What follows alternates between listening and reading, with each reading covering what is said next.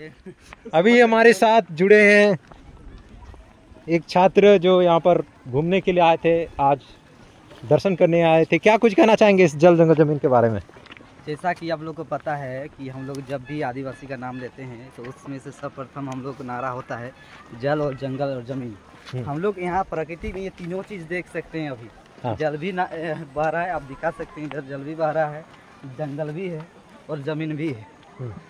जल जंगल जमीन ये दर्शाता है कि हम लोग का मानवता के लिए कितना महत्वपूर्ण है। जमीन हम लोग को फसल देता है, जंगल से हम लोग लकड़ी लाते हैं, पत्ता लाते हैं, हर वो चीज़ लाते हैं जो हम लोग का जीवन को जीने के लिए थोड़ा सा सरल बनाता है। बिल्कुल।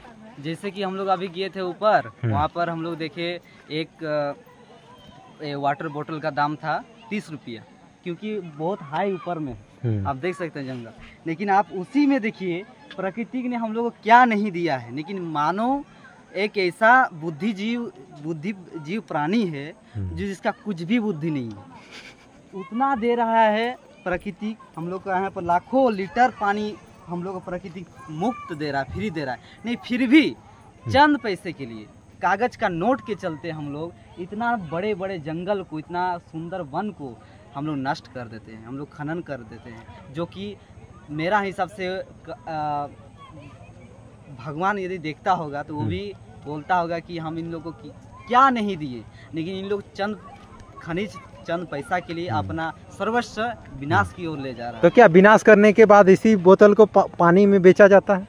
अब देखिए, सबसे हम लोग क्या ही बोलेंगे।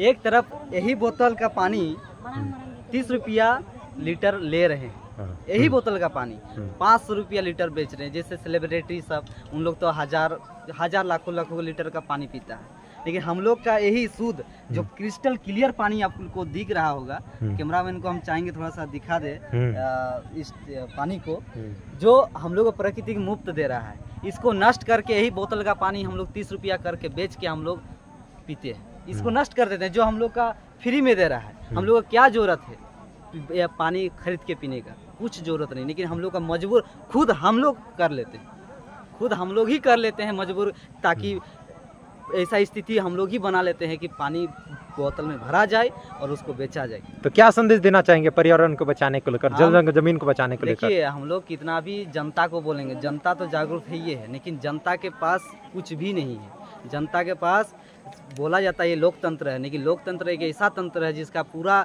लोगों का पावर एक व्यक्ति के ऊपर हम लोग छोड़ देते हैं।